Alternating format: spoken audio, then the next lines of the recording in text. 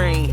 Welcome into his frequency. Enter at your own risk. Come be at peace with me.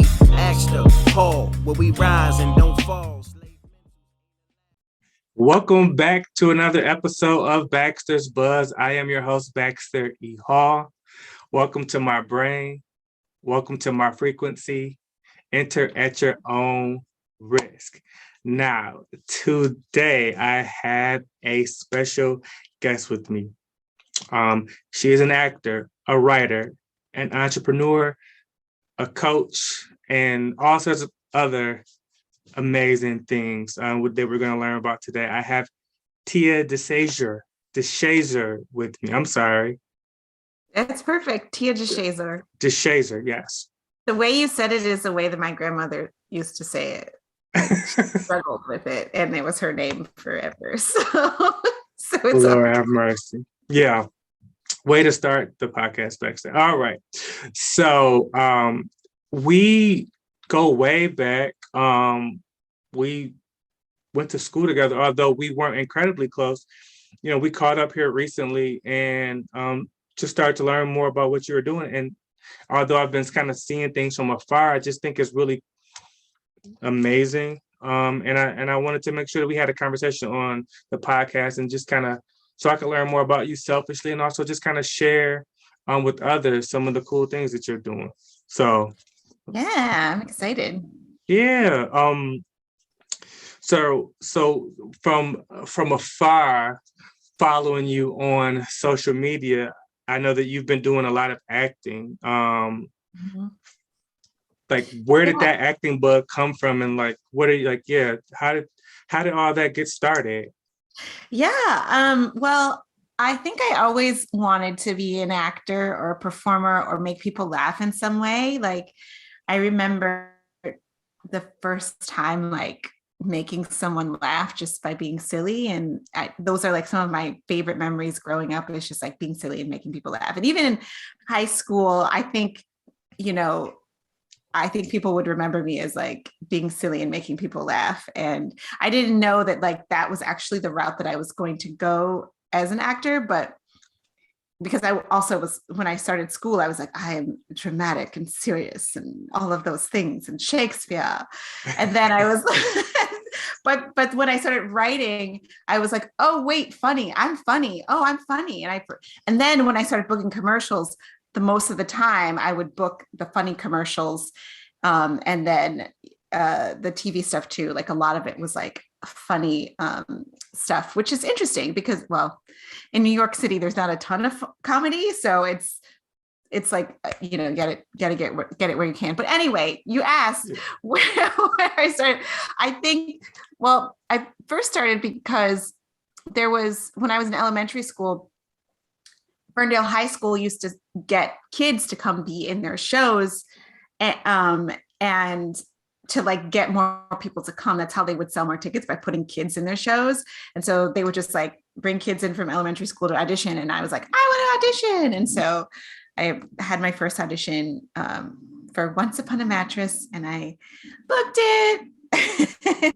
And and then I auditioned for everything after that, as I was able to. And my brother began to do it too. And we were both like really into acting, and yeah, that's what we both still do today. Well, I was going to ask you, were you following in Thomas's footprints or footsteps, or did you start? I think I started. I mean, we both would like come home and like, put on skits and stuff. But as far as like the first person to audition, that was me. So okay. And then he went to Ferndale, obviously before me because he's older, and he started doing it more. And so, yeah, but I was the first one to audition. I'm going to make sure I tease him about that. He might have a different story, but I think I was. Yeah, we'll go with yours. With yours. So when we caught up a few weeks ago, you talked about the New York sort of acting scene and how it's not in vogue to be like funny, and then also like talk about some of the roles that you auditioned for, that you've been a part of. Like, in this sort of like Black woman like Yeah, cutout that they're trying to like fit everybody into. totally. Yeah. There's yeah, so I guess having graduated with degree in musical theater and then coming here, and even it's the same in Chicago too, just like I think theater altogether, and New York is a big theater city. It's very like the roles for Black women are very serious. And then if you're in musical theater, if you are on stage and you're in a principal role, which I'm a lead actor, I'm not really like an ensemble dancer or anything like that. You're usually going to have something really dramatic and serious happen to you. You're most likely going to die if you're a Black woman. You're most likely going to like be beaten up if you're not going to die if you're a Black woman on stage, which is like a terrible thing. But I got to see like after role that I played, the few lead roles for Black women on stage, Ragtime, which is like my dream role, she gets beaten up and killed, in the first act. I just wanted to sing the part. I didn't realize how traumatic it was being. Nobody really prepares you for the trauma either. Like that's another gap in learning. It's like no one prepares you to deal with the trauma that you have to experience on stage. I digress. But there's and then I played Felicia in Memphis. She gets beaten up at the end of the first act. And then you go through like Once on This Island is another one of the famous ones. She dies and turns into a tree. And even Color Purple, one of the more well-known ones, it's huge on abuse themes. And so I just started to think, like there's not my brother also was like one of the ones who was like, if I see you get beat up again on stage, I've just had enough. And I started to realize, that's true. Like, why are we always being beaten up? Why is it so okay to see Black women get beat up on stage? And we also just never see a white woman get beat up on stage. Like I can't really name one off the top of my head where there's a white woman in a musical who's like, it's okay to see her get beaten up or she gets beaten up. Like it just doesn't happen. So so I started to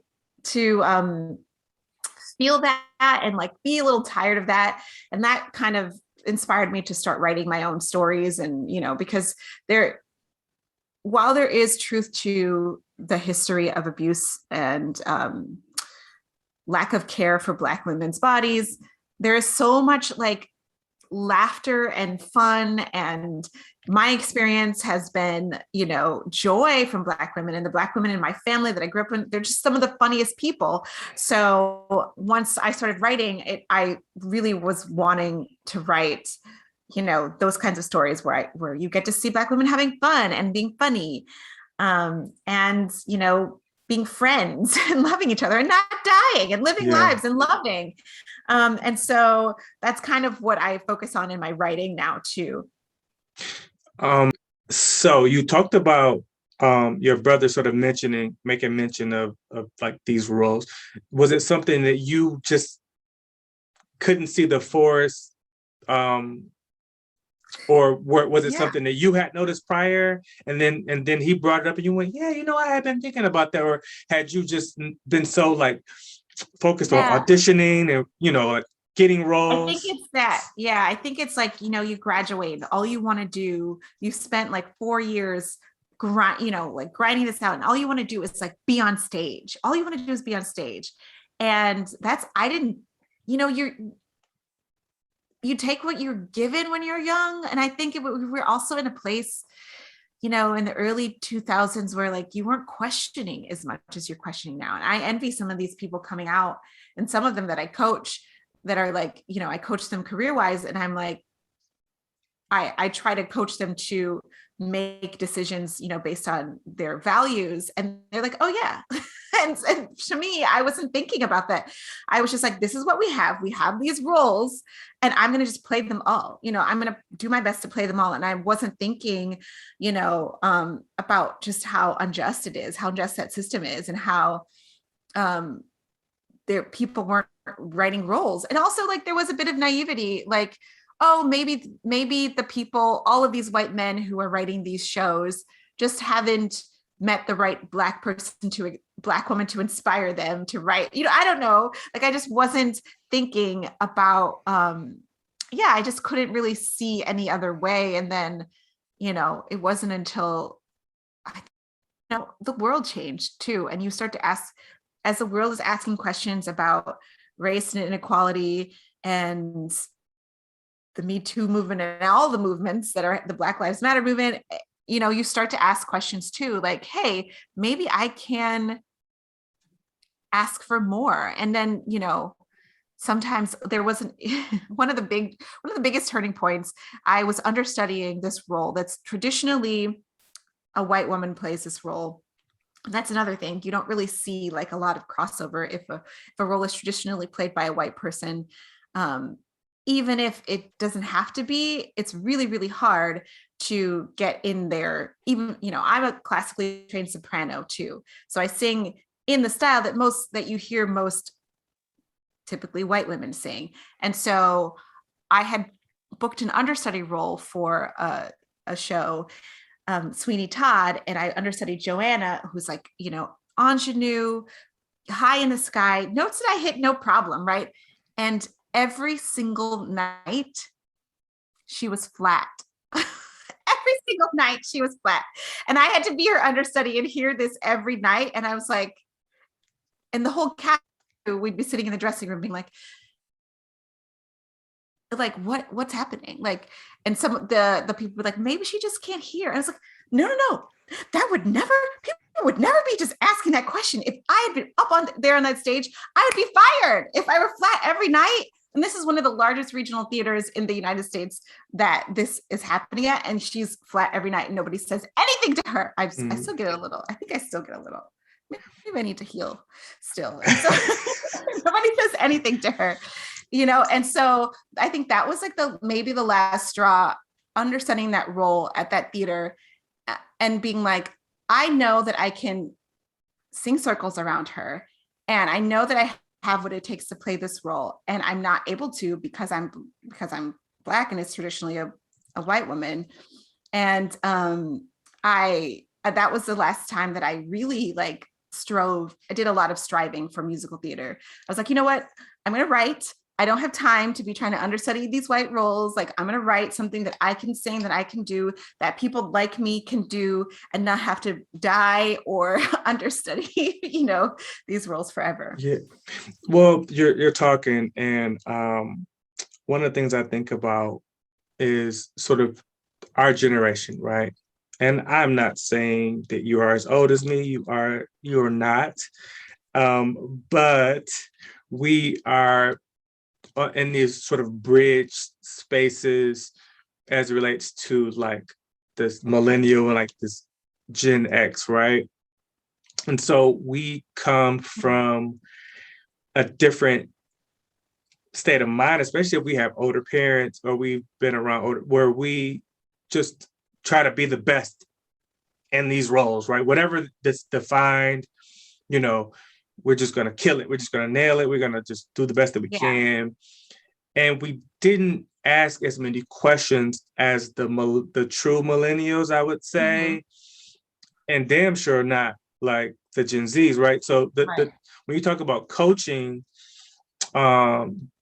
these people that are younger, they already get it. They already feel empowered, where our generation, our age specifically, is kind of, some folks teeter on one side of it, like they're more Gen X-y, and then some folks are more, more like the definition of millennials. But I think that we're in this weird space where we didn't question as much as we should have, and then we kind of look back on, man, why did it take so long for me to feel this way? But like you said, that was just really generational, right? Yeah. And I also think that maybe there wasn't the safety around it before. Like, I don't think I would have felt safe in any environment questioning anything that happened in school or when I was on stage. There was no openness. Now my husband goes, he's in rehearsal right now, and they have a DEI meeting before they really get started. So like they're having these, we didn't have those discussions when we started rehearsals. And so now things are a lot of different. No one was opening the space for you to say anything. At the best, they were telling you that you got here because you were Black. They, like the Black people book more because they're tokens all the time. And so I was taught to be just grateful that I'm just to be here, And so I think A, there wasn't that safe space. B, I believed that I needed to just be grateful and not ask questions. And now those were a lot of things that I began to unlearn. And so now when I do coach, I am like, really, I'm sharing what I learned about like being committed to your values. And I do still see a lot of scarcity, even with Gen Z people, with being like, I don't know what I can ask or do because I don't want to burn a bridge. I don't want to offend people. I don't want to, there's still a little that, not feeling safe, but you're right. It is generational for sure. And I think about it in the corporate setting, right? I've been in the corporate world for years and years, 16, 17 years. And there's a lot of that too, where I was the only Black salesperson. I was one of two in this, large organization. And yeah, you're kind of looking around going, all right, let me just do the best that I can. And, and there's something to be said for just excelling in your role and hoping to sort of break down barriers that way. But that's not the only way.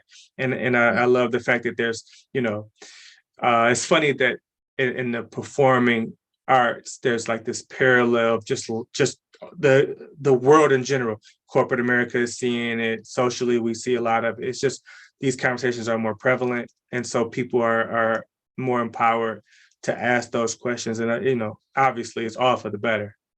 Yeah. There's big changes. I don't think it's fast enough, but now I'm like faster. Yeah. Before I was like, oh, everything's fine. Now I'm like, what? It's faster, So. Yeah. So you're looking at all these roles and you're like, all right, I'm tired of getting beat up in these roles. I'm tired of being like, the turning into a tree, like, So you decided you were going to start to write your own screenplays. And are most of these like musicals or just or what do they call a standard like? Yeah, I haven't written a screenplay yet, but Okay. I write musicals. I write musical theater. So, musicals made for the stage.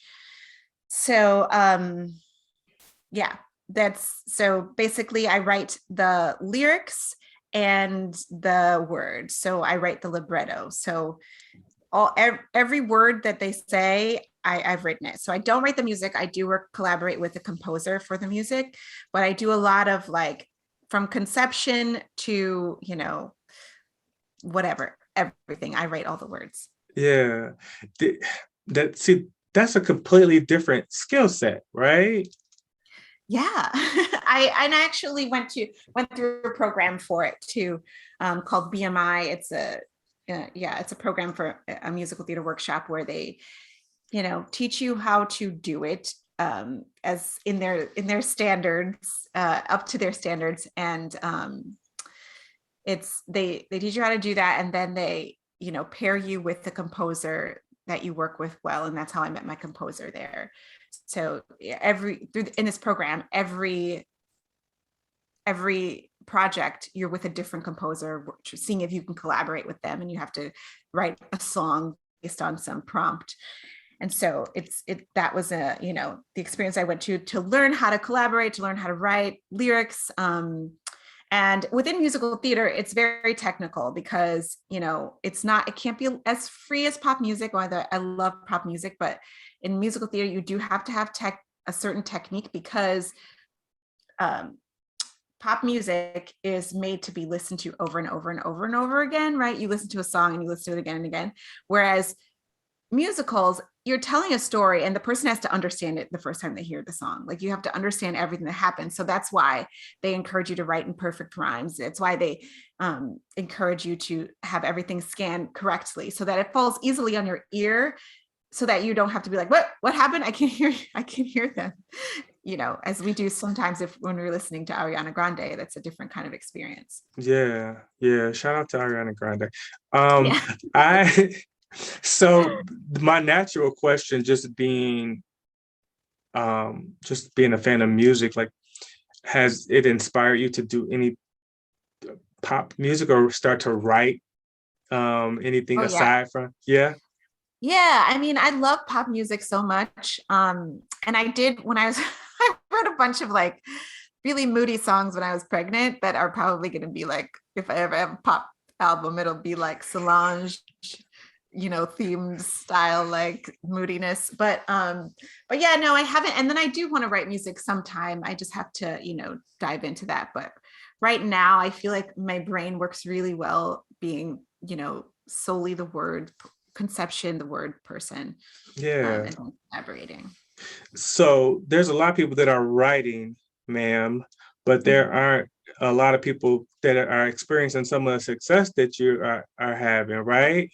You have a couple different projects that are upcoming. You want to talk about those? Yeah, so I have a children's musical that's pretty much complete. It'll be up in New York City in the fall of 2023. It's called The Hula Hoopin' Queen. And if you've read the book, it's a children's book and it's an adaptation of that children's book. We made it an hour-long musical and added things, and it's fun. There's like a little rap in it. It's really like, it's set in Harlem. So all of the music is like the different, it's it's intergenerational. So all of the music is like every generation. It's like there's like hip hop, there's like 90s R&B in it, and there's, you know, like 70s funk.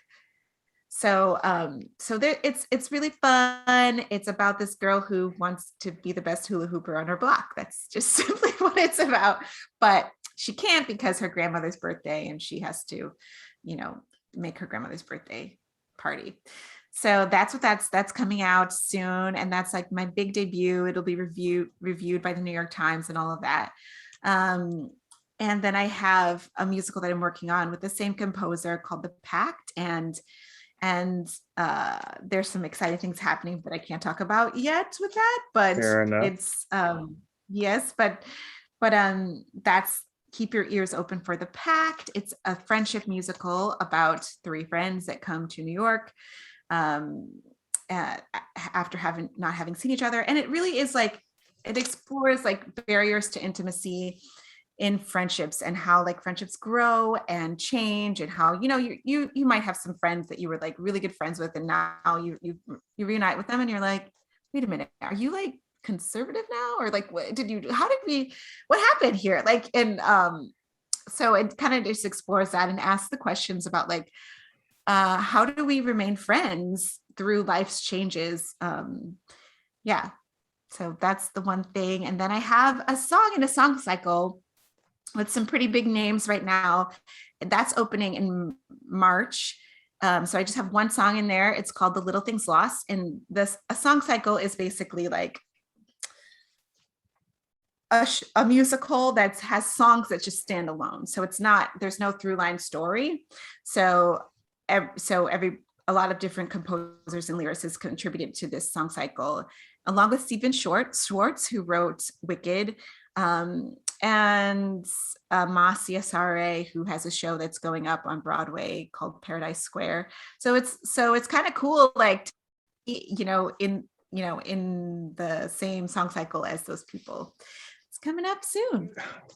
That's amazing. Do you think that if you were, do you think the inequity that you were seeing, the lack of opportunities kind of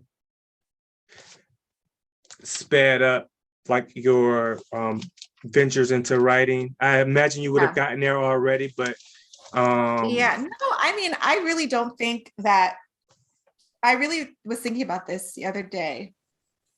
because if I had come to New York City and like my husband did, like immediately get a Broadway show, he wouldn't say immediately, but I did everything he did. I did everything right. I worked my butt off. I learned different styles of singing.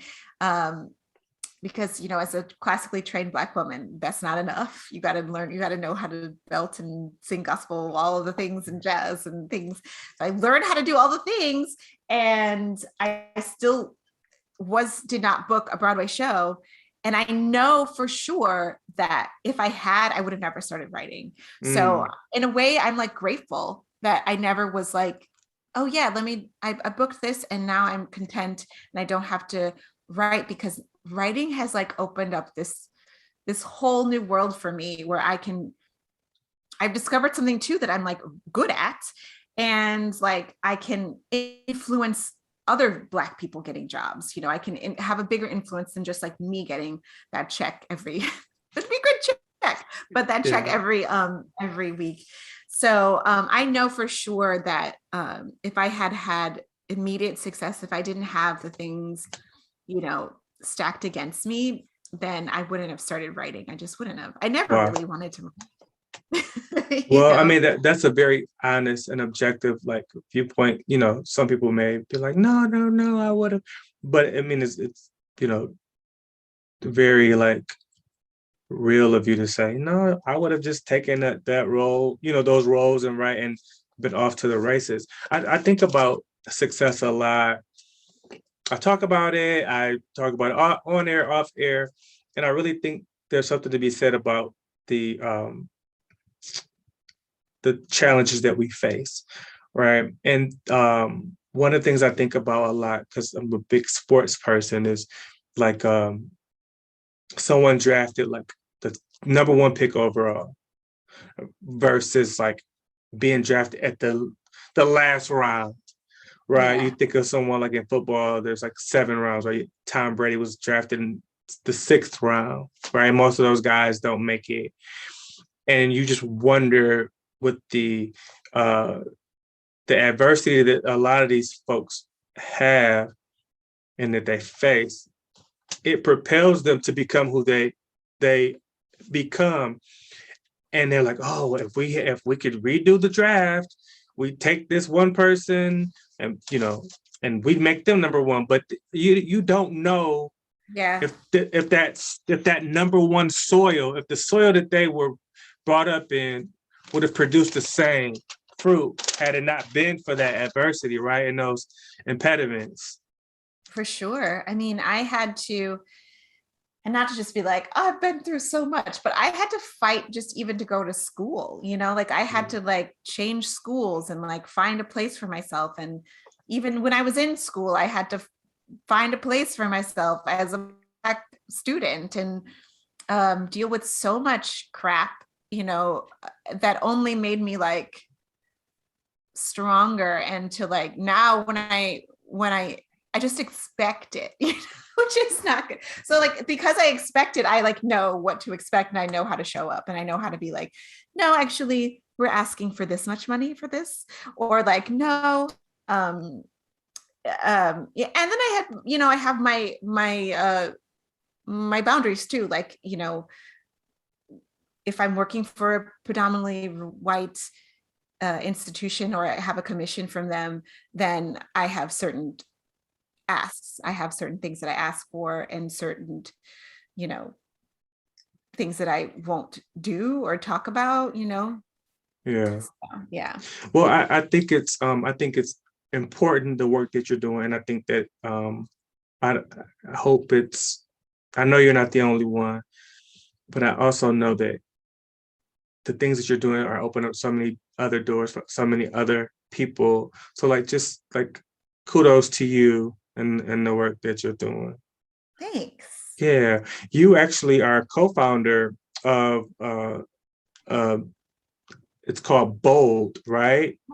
Yes. It's for African American women in the performing arts. Yes. I imagine that this is another sort of for sure. For sure. So I met my co-founder. We were at an audition for the musical Beautiful that was on Broadway for a long time. And there's, it's about Carole King. And so there's like, I think the Shirelles is the name of the group. Anyway, there was like one Black role that they were casting this day.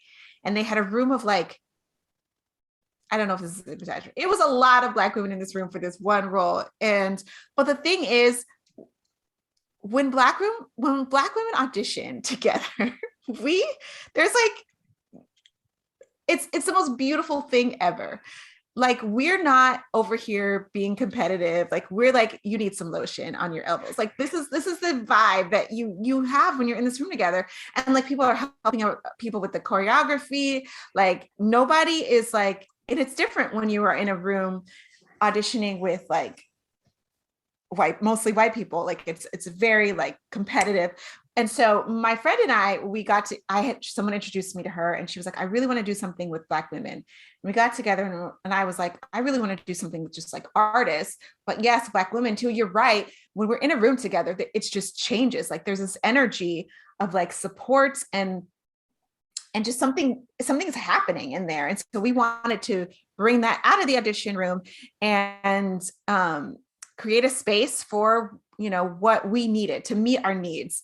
And so we had our first like big brunch, and we invited like every single woman on Broadway, Black woman on Broadway, off Broadway, just getting started out, and really just asked like, what do you need? And really, they really just needed community. So, I mean, we really needed just community and to be able to have a space to come together, to talk about things,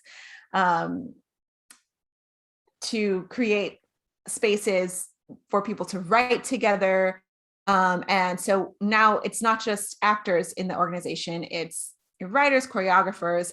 And so we've been doing so much. We've had, panel discussions. We've had, we've put on shows. We've put on lots of different, we do so much. Like, it's so hard. We do so many things. We have partnerships with some of the big theaters in town where we really bridge the gap to make sure that we're not just like being on stages, but being part of like making the art that comes on the stages. So just making sure that like women feel safe in theater. So we work with the union, we work with the many other organizations, and then we have lots of events and mixers and resources for Black women in the performing arts. So that's what Bull does, and it's really impacted a lot of Black women, and people are always telling me that like they're just so grateful for it too. Yeah. That's awesome. I think about, there's this, I was watching this comedian recently, and they're just talking about, like racism in America, and they're like, you know what? I don't think that this group of people here at this brunch is gonna like solve anything, right? So can we just change subjects, right? Was like the premise of the joke. But I think about the number of conversations that I've had over the years about so many different things, like what we need, right? What husbands need, what Black people need, what men need, what, whatever, right? You just think about these things, and you think about the number of this huge number of conversations, and then a small number of like actions that are truly like taken from those conversations that people are having all across the country, right? So like, kudos to you again for creating something and sort of like walking the talk. I think that's a really, really big deal. Thanks. Yeah. I mean, it was something, and it also like helped me. I felt like, yeah, let's do this thing to help all these people. But then I was like, oh, wait, I didn't realize how much I needed like to be around Black women who do what I do, who get what I do. It really like just boosted my confidence and self-esteem in a way that I didn't know that I needed, because before that, my community of people who were in my industry was mostly white people, because of where I went to school. I was the only person in my program. So like in my program, all of the alumni that I graduated with in musical theater, they were all white. And so I didn't have, and then when I came here, didn't really have the community. And so I didn't know that I needed it And when I got it, I was like, oh, wait, suddenly I feel much better. Like walking in the room with natural hair and like walking in the room, just me. I don't know. It just did something for me too that I didn't expect it to do. And then, as creating that space as a writer too really helped me, find my voice because, as I told you, that other program, as you might guess, is a predominantly white institution. And that's where I learned all of my technique and all of the good stuff that I appreciate. But I also like the storytelling aspect, which is very Black, they don't get it. So having a space to workshop my musicals where like I don't have to explain like what it is to tie up your hair or like just to explain things. I don't have to do that. And sometimes explaining takes away from the writer's process of getting feedback. So just having a safe space to share your ideas and know that the audience that you're writing for is going to also be giving you feedback is super important. Well, and there's an audience for it. Yeah. Right. Yes. That that there are people out there that will understand this reference, that will understand this subtlety, that will understand this undertone without having to spell it out. I'm sure it's like, yeah, it's a big for sure. thing. There's this one woman who was a part of our writing workshop right before the pandemic. She has a show that's actually about the Flint water crisis. And it was at the Public, which is a really great theater. And when she brought some of her work into our workshop and a few years ago before it even went up, and she was like, because like Black moms, they don't apologize. They just say, run to the store with me. And so like, you just get it, so things like that, where like you're in a safe space and things like that to share are just like, you just get it. So yeah. One of the things that stood out, and as we sort of wrap up, I want to talk about the coaching that you're doing. But there's just, it's like the parallels. Like I said, I'm a big sports fan, and I look at things that way, and I've lived and operated in corporate America, and I hear, obviously, I'm a somewhat pop culture, so I'm following actors and you guys' is sort of journeys as well. It's just society, right? And it's the same themes in every aspect of society. It's not exclusive to one, right. like one little sliver. It's like And it all has the same theme. Totally. And I think that I was a little naive to that because like I am going into the arts, which is supposed to be this like progressive liberal industry. Really not. It's like the same. It's the same America, like the same thing, even if you're like in this little black box off Broadway, it's the same stuff. So it's true. Yeah. It's fascinating to me because I'm like listening and I'm just like, wow, like it's another space that I'm not familiar with that I'm learning about that's like, damn, it's the same. Like, I have a friend who's doing a lot of she's fundraising for a company and going out and pitching to venture capitalists, and the same theme, right? And it was something I wasn't familiar with. I'm like, your pitch that people are saying, there's just something about the pitch or it's stuff like they can't put their finger on, they can't give them any particular feedback, can't give her any feedback why they chose not to invest. Yeah. But there's this common that, it's like, dang, you can't get away from it. You can't get away from it. Yeah. So you are also, because you don't have enough going on, you're also a coach, right? Yes. Talk about what got you into like coaching, and you're coaching actors and writers. I coach what we call multi-hyphenates. So a lot of actors will identify themselves as multi-hyphenates, meaning that they're an actor, but they also write, or they also produce, or they direct, or whatever that is. And I'm sure multi-hyphenate works in other industries too, but that's what generally I coach a lot of people who are like, I'm an actor, but I also want to do this other thing. And usually a lot of it is writing. Sometimes I also have a producer that I coach. And like I have a stand-up comic that I coach too, who's also an actor. So I got into that because I do so much stuff, people have always been just like asking me, like, how do you get this done? Like, how do you like manage to get things done really easily? And, it seems like counterintuitive to the artist's brain. Like, you're just waiting for the inspiration to hit you. Like, how do you stay inspired? And so I started mostly coaching on like, creativity and your flow and how to, get into a flow and maintain a flow and be productive, and be inspired and stay inspired. But I also coach, on your brand and how to discover what that is and how to communicate that really well to your team, to your audience. And then I also realized that people wanted to know like how to get an agent, how to make money, how to ask for more money, in an industry where like you are sometimes like negotiating through your agent doesn't really want to get more money from you. Like just how to like have the most impact and influence within your industry. So those are the things that I really coach on: creativity, your brand, and leaving an impact. Does that make sense? Yeah, I feel like I maybe need to hire you.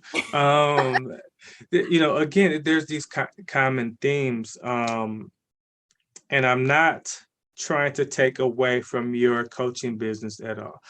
No. But I am going to ask you to just think about people that are sort of entering in this performing arts world. They may have just graduated. They may have, entered from another avenue, and they're just trying to figure things out. Like what would be like the first, if you could give them like a card with like just a couple of sentences on it, like if that's all that they had to kind of go by, like what would be on this card that you would sort of offer to them? Okay, so you're asking for like a piece of advice or what to do first? Whatever you would think that this person would be best equipped with. Okay, so I always say, like, whenever anyone comes to me, I always say, like, get really clear on your brand. And then they get scared and they're like, I don't know what that means. And I run away because in our industry, what people think brand is your type. And so I encourage people to get really clear on their brand, which to me, your brand is the promise that your promise to your audience. When you hire me, you're going to get this, this, and this.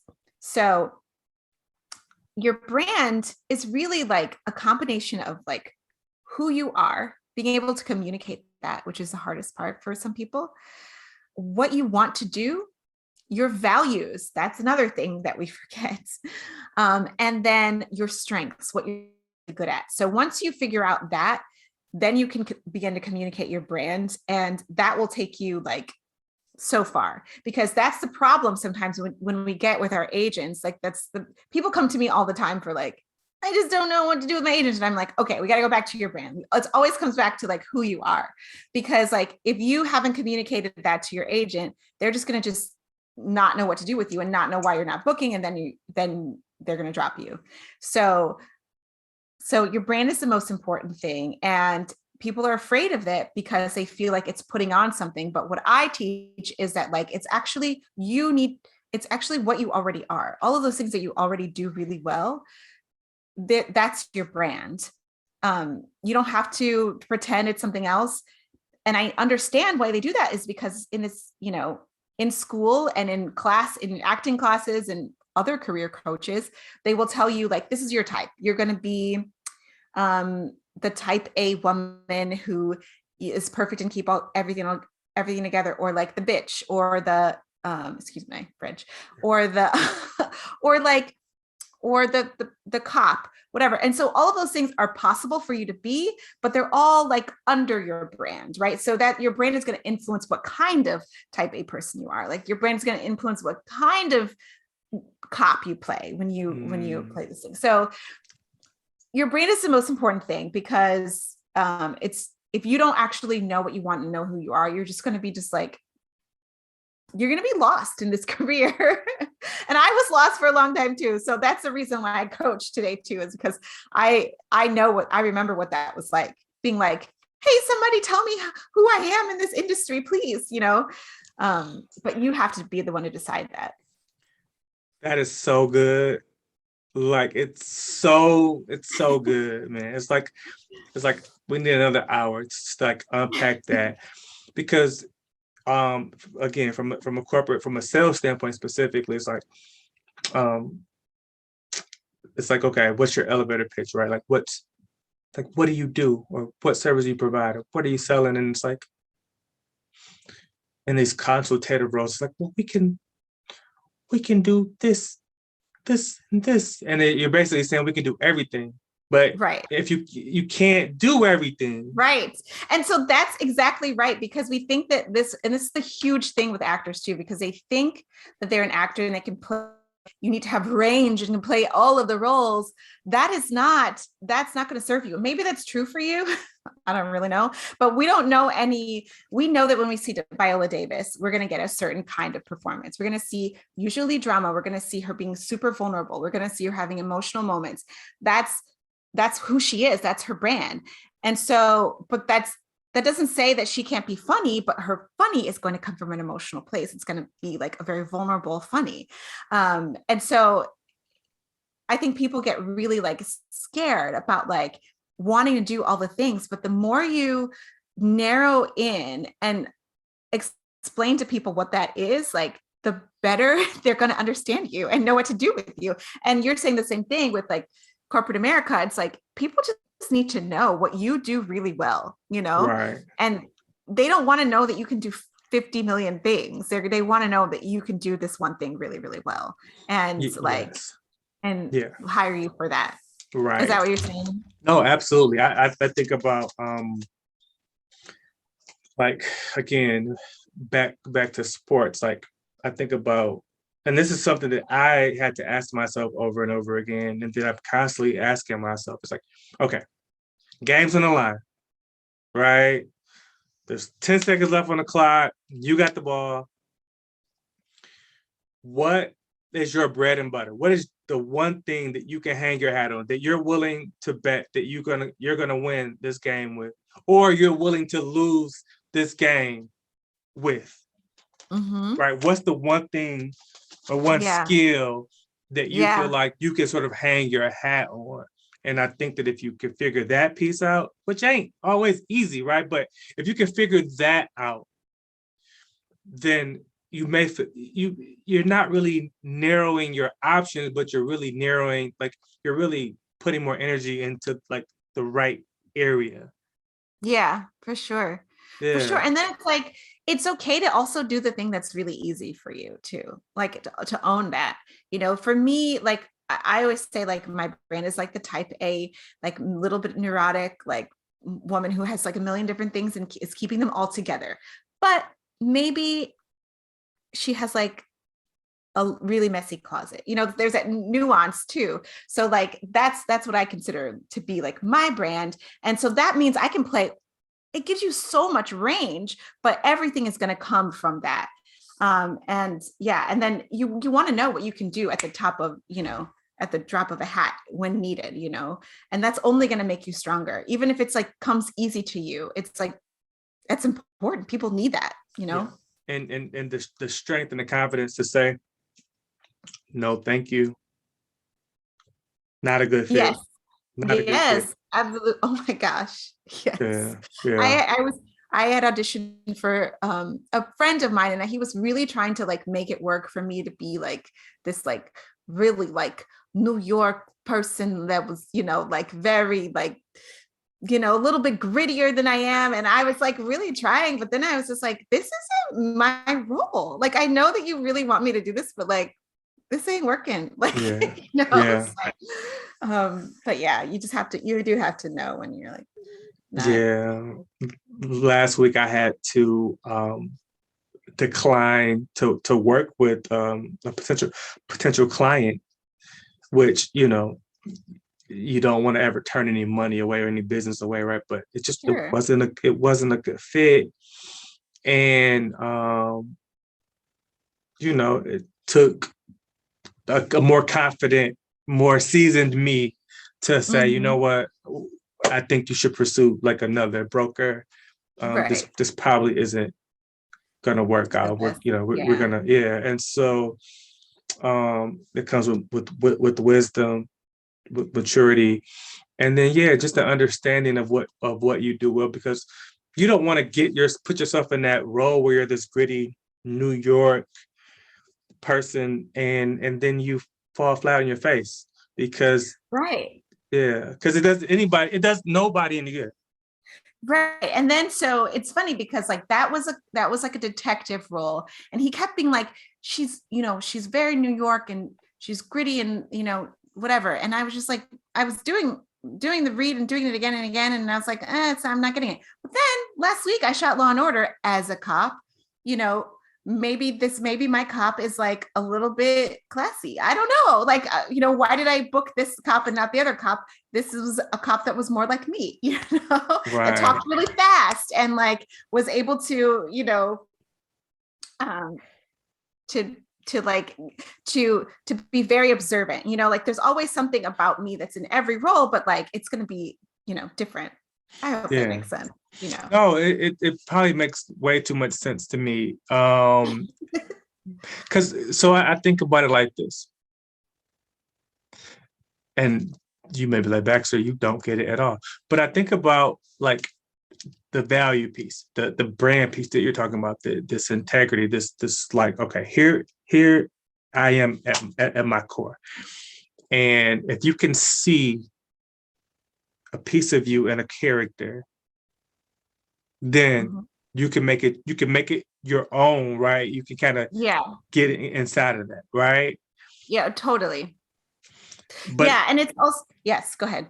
But if the director doesn't see what you see, you can't make them see it, right?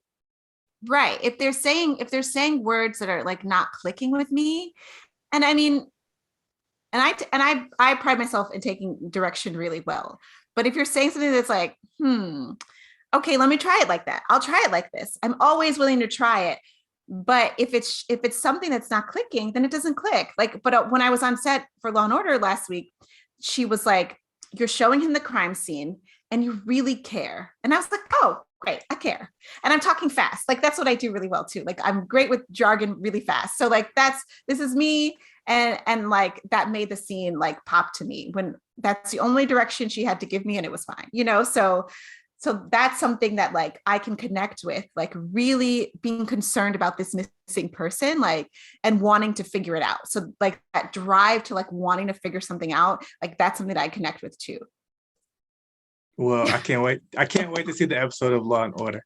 But I think about this advice, being able to apply it to whatever someone is starting, or whether someone's restarting or reassessing.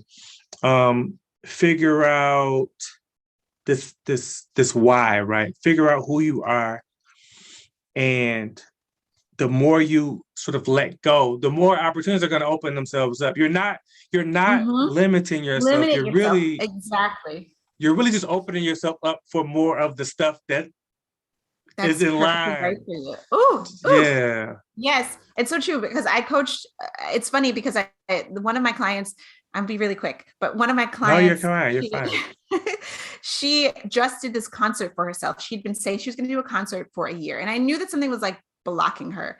And so she finally did this concert. She produced it, and she like bought an event space to like as a side hustle. She produced this concert and put it on a couple of weeks ago, virtually.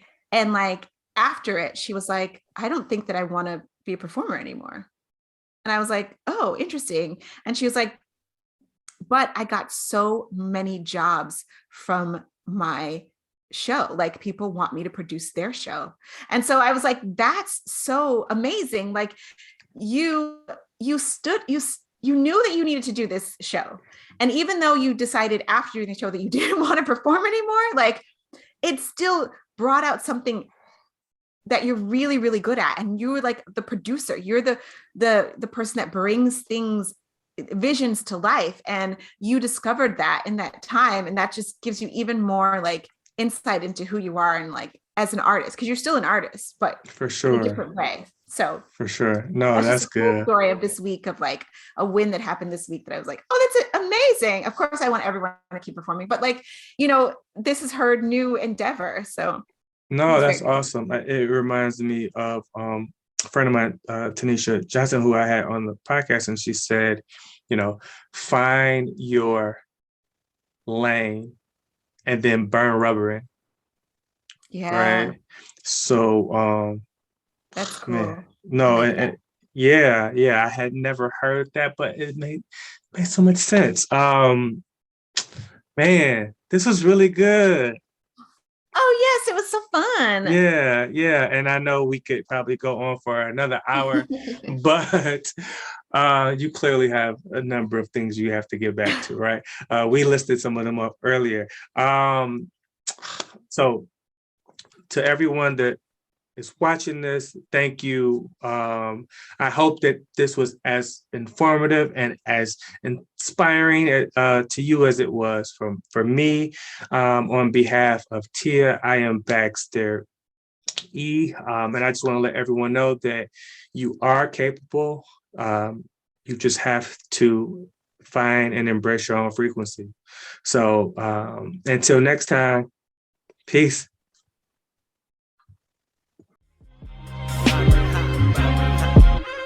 Welcome into his brain, welcome into his frequency. Enter at your own risk, come be at peace with me. Thank you so much for watching this video. If you haven't already, please hit the like button, please subscribe, share, and also hit that notification button as well. Thank you so much. Financial literacy to authentic Black history. This